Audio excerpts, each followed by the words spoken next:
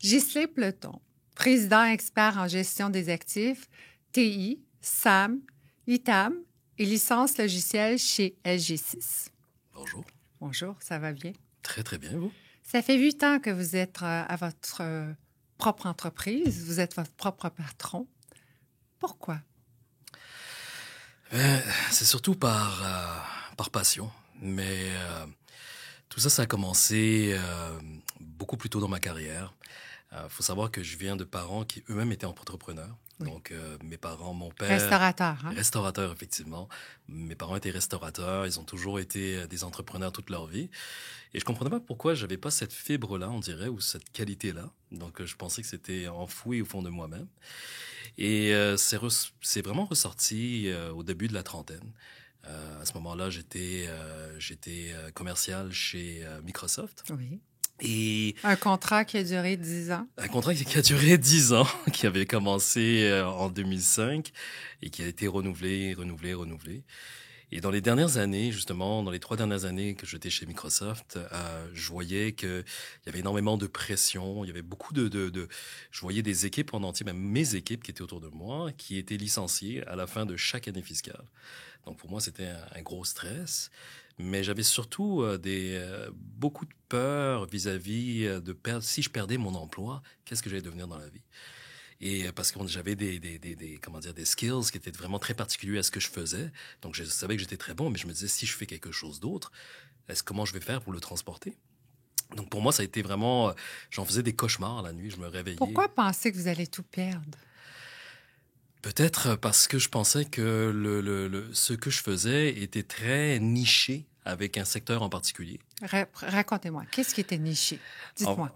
En fait, premièrement, je vendais des solutions Microsoft. Oui. Et deuxièmement, je travaillais principalement avec le gouvernement. Okay. Donc, habituellement, des gens qui vont couvrir le gouvernement, il n'y en a pas énormément dans les entreprises connexes. Donc, il y a très peu de postes à ce niveau-là. Et lorsqu'on est justement dans la vente, c'est important de connaître justement son secteur et d'avoir les contacts justement bien placés au niveau des organisations avec qui on travaille.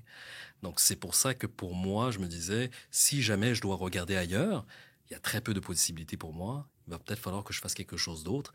Et comme j'avais un train de vie à ce moment-là qui était assez bien, j'avais peur de perdre tout ça un peu et puis d'avoir à réapprendre quelque chose d'autre. Votre train de vie aujourd'hui est meilleur que dans ce temps-là? Beaucoup meilleur.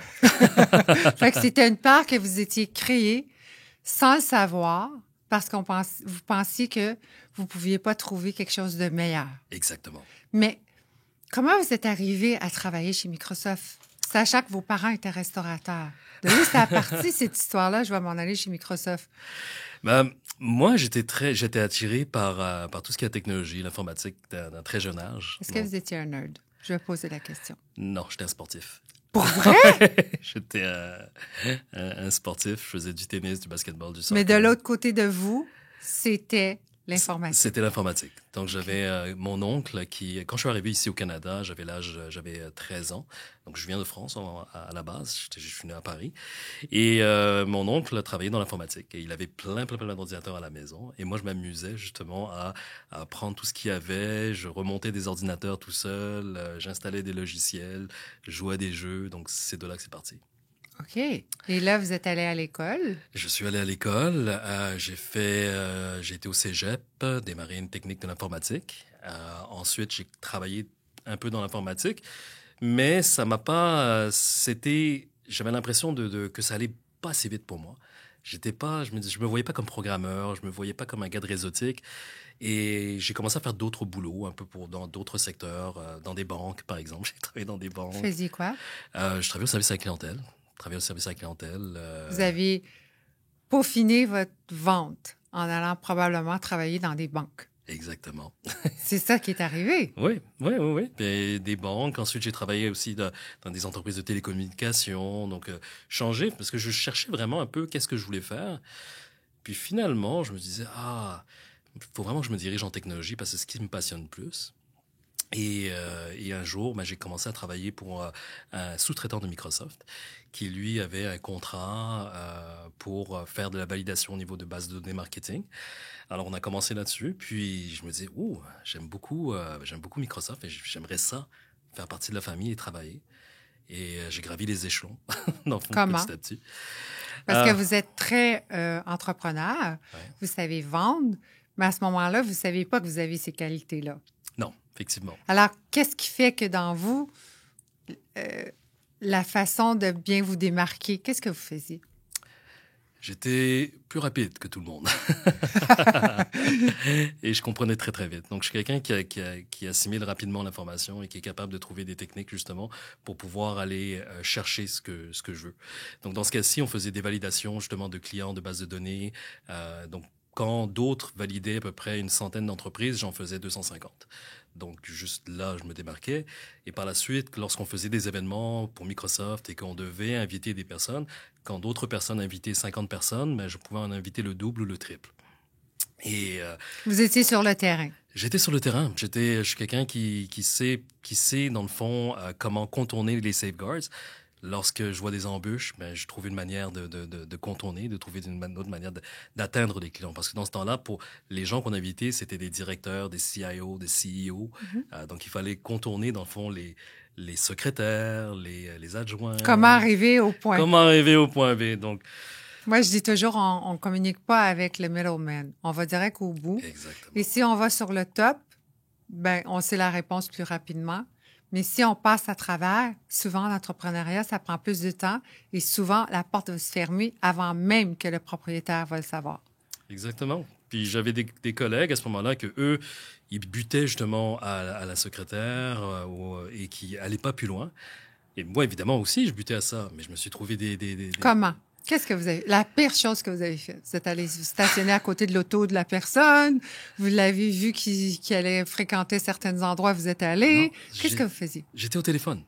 Donc, étant donné que j'étais au téléphone, on peut être n'importe qui au téléphone.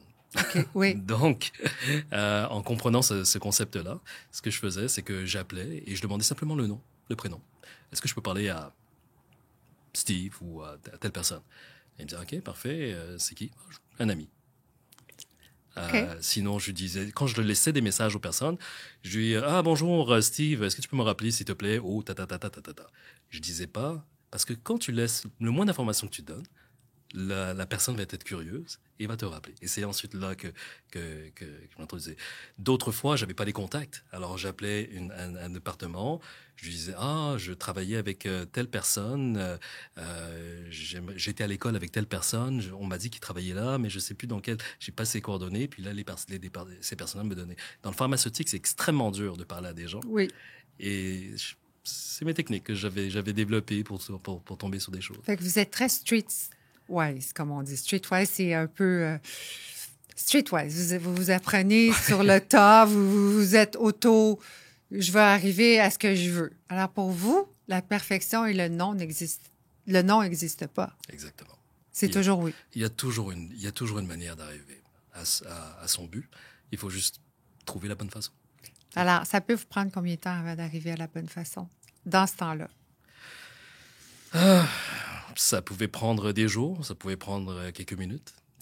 Puis votre temps entre votre vie et votre travail, ça devait être tout dans le même cercle parce que de se développer en tant que vendeur, entrepreneur aujourd'hui, c'était difficile. Fait que votre temps à vous, c'était beaucoup sur le terrain, à apprendre à côtoyer, visiter, voir, être au téléphone. Vous n'aviez pas beaucoup de temps pour vous.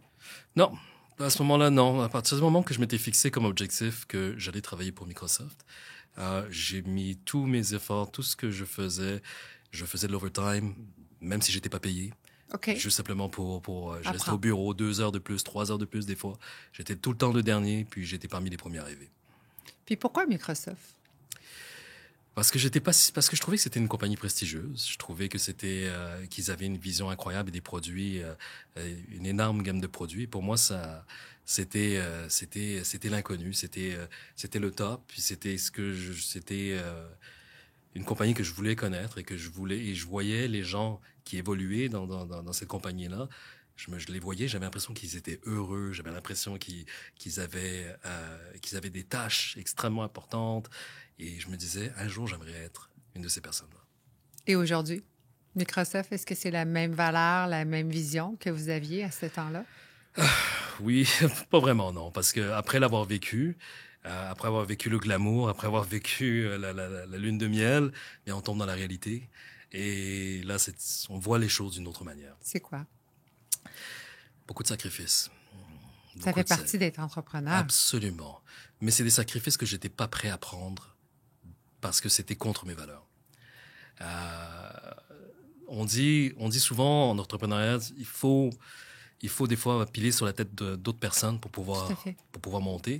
Pas tout le temps. Pas tout le temps, exactement. Mais souvent. Mais souvent, exactement. 99 Exactement. Mais il y a des façons de le faire.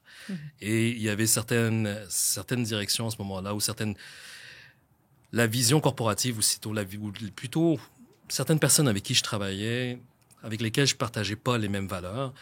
Et à cause de ça, je me voyais plus, justement, je me sentais plus à ma place. Et vous avez décidé de quitter après la fin de votre contrat en 2015. Exactement. Qu'est-ce qui s'est passé? Vous êtes allé prendre un café ou un déjeuner. Il y avait quelqu'un qui vous a rencontré. Oui, exactement. Donc, j'étais en train de regarder, d'explorer mes options. Il y avait 3 options qui étaient le sport, la technologie ou la gastronomie. Vous Exactement. aviez choisi la technologie. Exactement. Pourquoi avoir abandonné les 2 autres? Premièrement, le sport, à 35 ans, je me voyais mal commencer une carrière de tennisman, parce que le tennis, c'était vraiment ça faisait longtemps que je voulais faire du sport professionnellement, depuis mon enfance. Je m'étais dit un jour, si je trouve le temps, peut-être que je pourrais me remettre dans un sport et devenir professionnel. Après, vous jouiez déjà au tennis? Je joue au tennis. J'étais même dans une ligue. Je jouais activement au tennis. Je regardais. J'aimais beaucoup le golf. J'aimais aussi le soccer, plusieurs sports. Et je me disais, travailler dans le domaine du sport, ça va être difficile. La gastronomie, je suis un grand épicurien. J'adore manger. Je viens de parents restaurateurs. J'ai grandi dans un restaurant. Est-ce que c'était à Montréal, le restaurant? Non, c'était en France. OK. C'était à Paris. Ici, il n'y avait pas de restaurant. Non, il n'y avait pas de restaurant. Et je me suis rappelé rapidement, c'était quoi les sacrifices qu'il y avait à faire pour travailler dans un restaurant. C'est beaucoup. C'était énorme. Et j'étais à veille de fonder une famille, justement. Alors, je me disais, peut-être que c'est pas le bon temps de regarder vers ça. Et c'est pour ça que j'ai choisi, dans le fond, un domaine qui serait relié à ma technologie. Mais il fallait que je trouve quelque chose dans lequel j'allais monnayer mes connaissances. Je me dis, ça fait 10 ans que je travaille chez Microsoft. Qu'est-ce que je peux faire pour monnayer l'expérience que j'ai? Et c'est là que, dans le fond, lorsque j'ai rencontré, justement, en allant prendre un café avec d'anciens collègues, en fait, un ancien collègue qui avait quitté 1 an auparavant, qui m'a dit, écoute, on voudrait utiliser, dans le fond, tes contacts que tu as avec tes clients présentement pour pouvoir leur vendre nos services. Ça pourrait être très utile. Veux-tu te joindre à nous? Je leur ai dit, écoutez, je dis pas non, mais moi, je veux partir, dans le fond, une entreprise en gestion des actifs logiciels parce que j'ai une opportunité. J'ai compris qu'il y avait personne qui aidait Microsoft, dans le fond, à faire des audits au Canada et qu'il y avait une très grosse opportunité d'affaires. Il n'y avait personne. Personne au Canada à ce moment-là. Ce qu'il faut savoir, c'est que la gestion des actifs logiciels, c'est une pratique quand même relativement nouvelle. Ça faisait, en 2015, ça faisait même pas moins de 10 ans que cette pratique-là existait sous la forme qu'elle existe aujourd'hui. OK. Donc, c'était quand même très nouveau. Et les partenaires qui délivraient ce service-là étaient basés en Europe. Donc, ça créait beaucoup d'insatisfaction. L'heure, les jours, le temps. La langue aussi. Oui, donc, la mentalité. La mentalité. Donc, ça faisait beaucoup d'insatisfaction sur mes clients qui étaient là. Et je me suis dit, écoute, si jamais je fais un business en gestion des actifs logiciels, est-ce que Microsoft va me donner de la business? Ils m'ont dit, écoute, c'est sûr, Ghislain, on va te donner tout ce qu'on a. Donc, pour moi, j'ai dit, OK, parfait, c'est un no-brainer. Donc, quand j'ai rencontré, dans le fond, les personnes avec qui j'ai pris mon café, mes anciens collègues, j'ai dit, écoutez, j'ai cette opportunité-là. Est-ce que moi, c'est ça que je veux faire? Il dit, écoute, viens nous joindre, puis on va t'aider à bâtir ça. On va monter ça ensemble. Eux, ils n'avaient pas ça du tout. Là. Ils ne faisaient pas ça. Ils faisaient autre chose. Absolument. Qui se ressemblaient, mais qui venaient faire la boucle sur les trois ensemble. J'imagine que vous étiez 3, là. Exactement. Vous étiez 3? Oui, on était 3. Ça venait faire la boucle sur, si je comprends bien, sur ce qu'eux pensaient déjà de partir et vous, ce que vous vouliez apporter. Fait que ça venait faire une maison pleine. On n'a pas besoin d'aller magasiner ailleurs. C'est ça. Tout est sous le même toit. Aujourd'hui, est-ce qu'ils sont encore avec vous? Un seul. Pourquoi? Simplement pour, des fois en affaires, Aujourd'hui, je dis c'est comme un mariage. Hein. Non. C'est un mariage. C'est un mariage. C'est un mariage. Et des fois, avant de se marier, habituellement, on va dater quelqu'un, on va apprendre à la connaître, on va s'assurer. Dans ce cas-ci, je les connaissais, mais je les connaissais pas de la même manière que si on aurait été en relation. Donc, des fois, malheureusement, après quelques temps, tu te remarques qu'il y a une différence en termes des priorités et des valeurs. Voilà. Et c'est ça qui a justement amené une des personnes à quitter le navire. Votre parcours depuis 26 ans à aujourd'hui, est-ce que vous pouvez dire que c'est une montagne russe d'émotions? Oh, mon Dieu. C'est encore une montagne russe d'émotions. Pour vrai? Tous les jours. Pourquoi? Vous avez quel âge aujourd'hui? J'ai 43 ans. OK. Donc, ça fait déjà un bon moment, mais c'est encore autant fort, avec la même passion, c'est encore une montagne russe? Absolument. On a plus de confort, on a plus de sécurité aujourd'hui, etc. Mais lorsqu'on est vraiment passionné, lorsqu'on est investi dans ce qu'on fait, on travaille sur des gros projets, puis... Dites-nous. Allez, on veut entendre des primeurs. On travaille... j'ai commencé des activités parallèles. Lesquelles? Dans l'immobilier. L'immobilier, c'est une passion. Ça fait plus de 15 ans, dans le fond, que j'investis en immobilier. Vous avez plusieurs? Oui, j'ai un petit parc relativement comparé à d'autres personnes. On parle d'une vingtaine de portes, mais... Commercial ou résidentiel? Résidentiel, principalement. Okay. Donc, ça a été un sideline, dans le fond, mais ce sideline est en train de devenir, dans le fond, aussi une entreprise en tant que telle. Est-ce que vous pensez que ça va prendre la place de SG6 un jour? La question qui tue. On verra, mais en fait, la raison pour laquelle j'ai commencé à m'investir... Vous le savez, oui ou non? Oui, est-ce que vous seriez capable d'avoir les deux en même temps, de front? Non. Vous allez avoir à faire un choix. Un jour, je vais devoir faire un choix. SG6 ou l'immobilier? L'immobilier. Pourquoi? Parce que ça fait longtemps que je suis dans la technologie. Et lorsque je fais des choses, j'aime investir à 100%. Mm-hmm. Et pour moi, l'immobilier, c'est ma prochaine passion. Donc, c'est toujours du renouvellement. C'est du renouvellement, exactement. Nouveau défi. Nouveau défi. Et pour moi, ça va être un nouveau défi. Donc, est-ce que vous avez encore la passion pour SG6? Absolument. À quel niveau, comparément à votre immobilier? Pour l'instant, je dirais qu'elle est beaucoup plus élevée que l'immobilier. Parce que j'amène SG6 à un nouveau niveau. Et, c'est lequel? Comment? On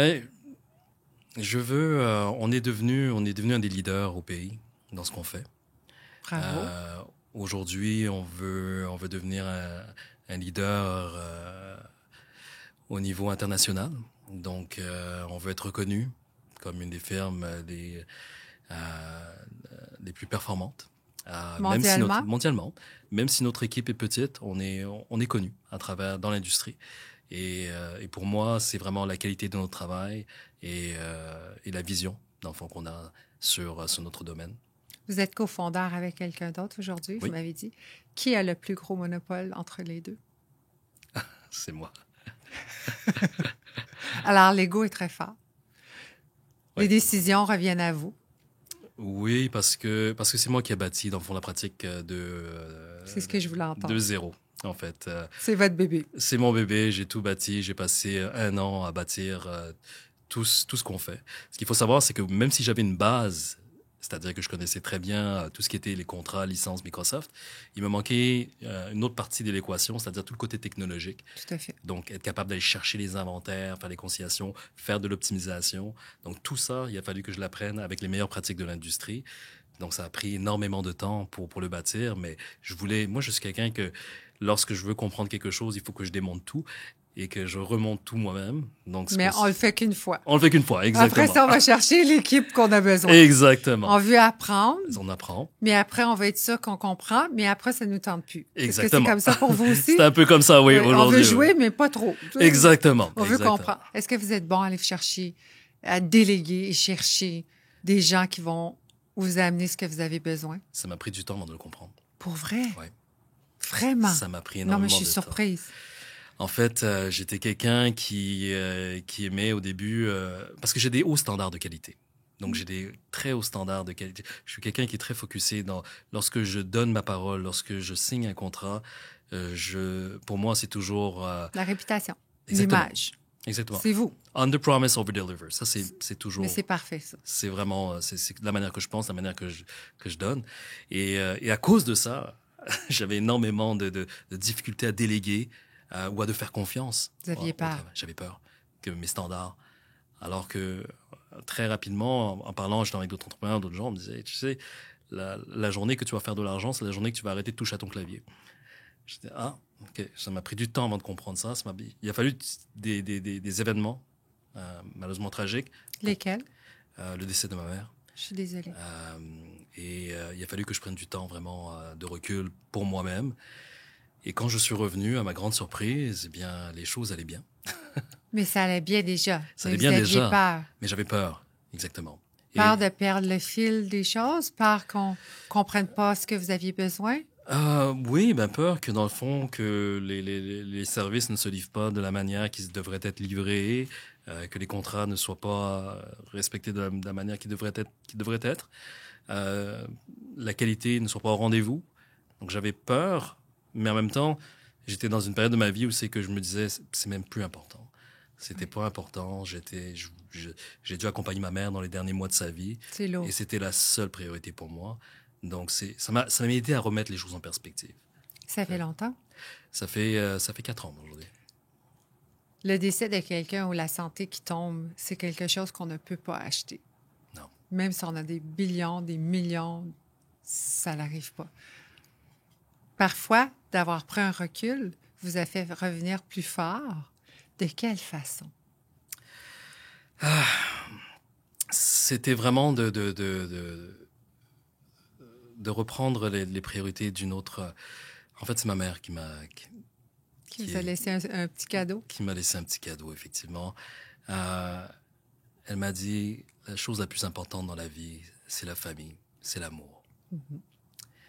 Et en sachant cela, ça m'a aidé justement à me dire que peu importe la situation, peu importe si les choses sont dures, à partir du moment que je suis là avec ma famille, et qu'il y a de l'amour, il n'y a rien qui peut m'affecter ou qui peut me toucher.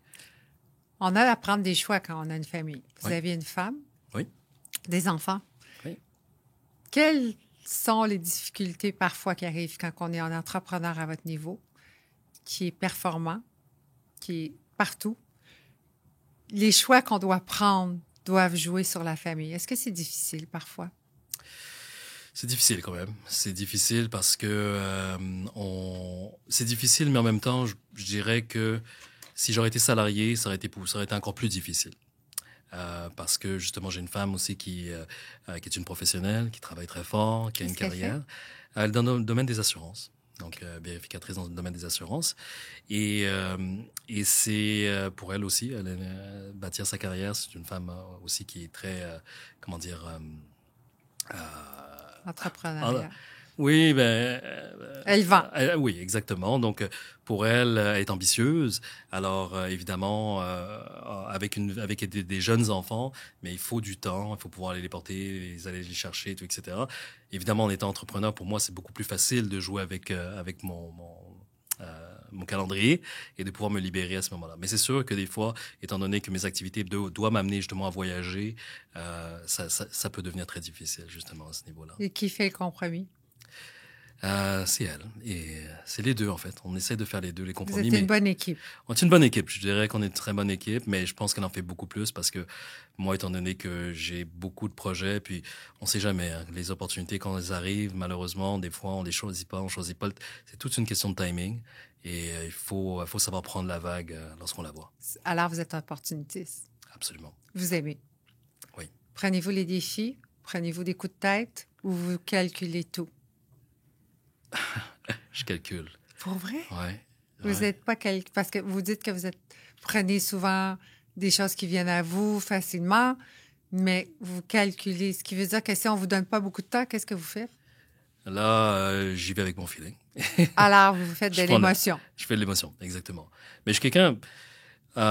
très tôt dans ma carrière d'entrepreneur, mais en tout cas, du moins, depuis que j'ai... Dans mon domaine, ça faisait même pas, 2 ans, 3 ans qu'on était en existence. Puis, on avait été à Vegas, on avait rencontré justement des compétiteurs, parce qu'on avait été nommés dans les meilleures compagnies qui faisaient ce qu'on faisait. Et j'avais rencontré justement le CEO de la plus grande firme qui faisait ça, qui est dans le domaine. Et il m'avait dit, tiens, oui, j'avais entendu parler de vous. Puis je dis, vous êtes vraiment des visionnaires dans l'industrie. Alors, moi, j'étais... Beau compliment. Oui, j'étais vraiment très Vraiment surpris. beau. Je dis, attends, nous, AG6, la petite firme basée à Montréal, ça fait même pas 3 ans d'existence, mais c'est parce que j'aime, je vois qu'il y a 2-3 moves à l'avance. Donc, pour moi, c'est pour ça que je dis que je calcule beaucoup.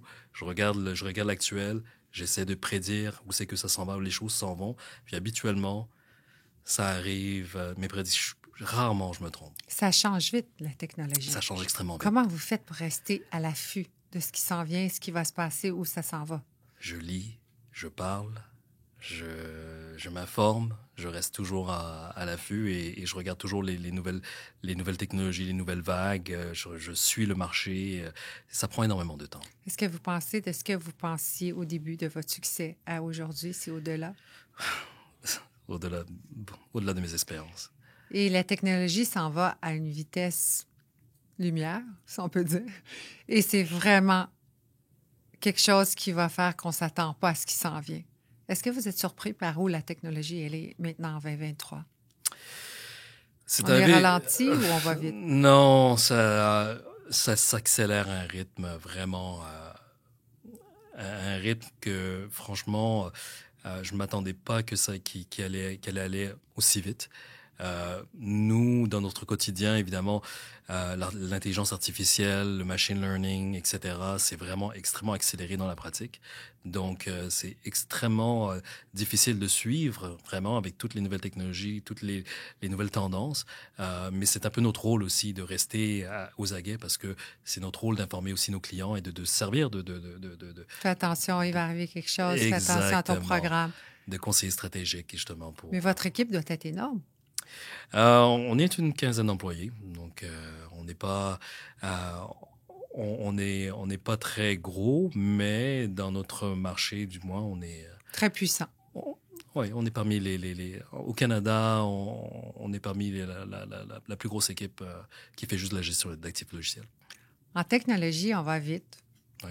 Je vais poser la question qui tue. On se fait une équipe, il faut faire vraiment confiance parce que la technologie, on ne sait pas qui on engage. On ne le connaît pas. Ouais. Comment on fait pour choisir le bon ou la bonne personne qu'on peut faire confiance? C'est la technologie, là. Oui, Vous comprenez ce que je veux dire? Absolument, absolument. Il y a des hackers, il y a n'importe quoi. Aujourd'hui, c'est pas juste un film, là. Non, absolument. C'est sûr que ça prend un certain background, mais on a appris, en tout cas, du moins... dans notre domaine. Pour moi, ce qui était très important, pour moi, c'était de transporter mes valeurs personnelles dans ma compagnie. Et lorsque j'embauche ou je cherche des talents, il faut qu'il y ait un match au niveau des valeurs. C'est primordial. Parce qu'on est une petite équipe, on est comme une famille. Je pense que l'unité, c'est ce qui définit le mieux notre équipe. Énormément d'entraide. Personne laisse tomber personne. Et pour moi, les valeurs fondamentales, justement, dans notre équipe, c'est vrai, pas dans notre équipe, dans les personnes que je recherche, c'est vraiment l'honnêteté, l'intégrité et des valeurs familiales.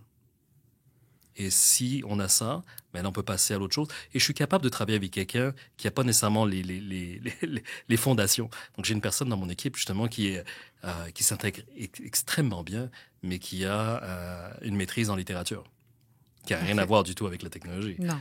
Quand elle a commencé, elle ne savait même pas c'était quoi un serveur. Elle savait, limite, elle connaissait... Et parfois, c'est peut-être mieux de les prendre comme ça. Exactement. Et de leur montrer, parce que c'est des personnes que, avec le bon mindset, avec les bonnes aptitudes, on peut leur montrer rapidement et ils vont avoir...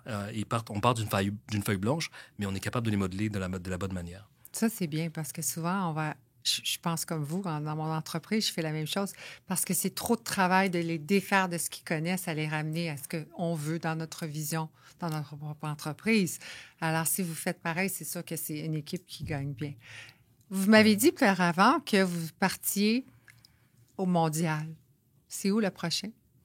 Les États-Unis, Puis après? l'Europe. Dans combien de temps? On va se fixer un an. 1 an, vous êtes aux États-Unis. Oui. Puis vous allez voyager aller-retour? Vous allez faire une équipe ou ça va tout être partir de Montréal? Ça va être à partir de Montréal, mais pour moi, ce serait d'agrandir l'équipe aussi aux États-Unis.